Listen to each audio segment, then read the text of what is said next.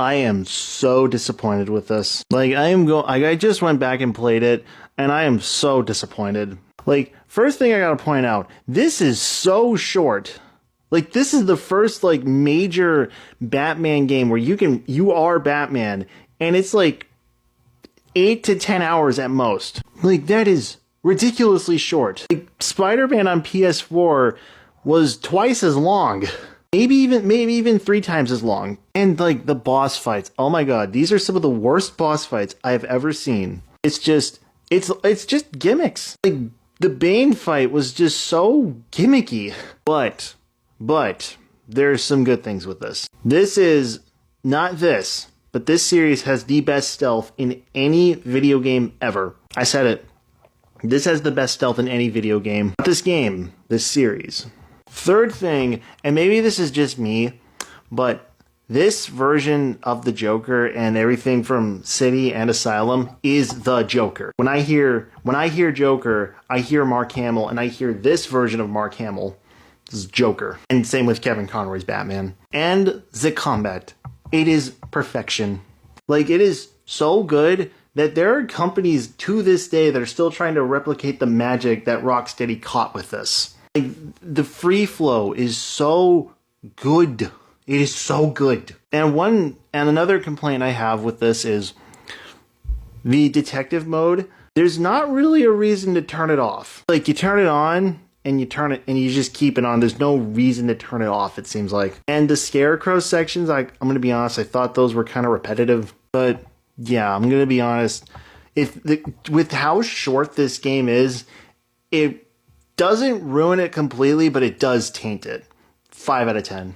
Holy crap, what a glow up. This is so much better than Arkham Asylum. While it's still short, and everyone called me out on it, saying, oh, it was released in 2009. Games were that length at that time. Listen, the reason I complained about it being short was because in that length of time, in my opinion, you didn't get a lot. And here, it's a little longer than Arkham Asylum, but you get a lot more out of it. You get way more out of this in like a 15, 12-hour campaign. Like, the villains, much more improved. The stealth, best stealth ever. The combat, and one thing I didn't like about the combat in Asylum is that it didn't really feel like you were progressing in terms of difficulty. And here, there are very clear progressions and challenges that were unlocked in certain parts in the story. That I love. And the map is a lot more open while still kind of condensed. And in 2025, that's kind of a big no-no, but still. And the boss fights, while still being fine, except the Mr. Freeze one. That is amazing. They're serviceable. One thing I want to bring up with the stealth in this game is that I didn't notice this in the combat, but in the stealth, as you progress further, the enemies get more aware of you. Like, I noticed in the last stealth section, I guess, they were, like, really aware. Like, these were trained security guards, and they knew what was going on. You had to, like, really plan it out, whereas in the beginning, you could just go willy-nilly and be fine. Overall, I would give this, like, an 8.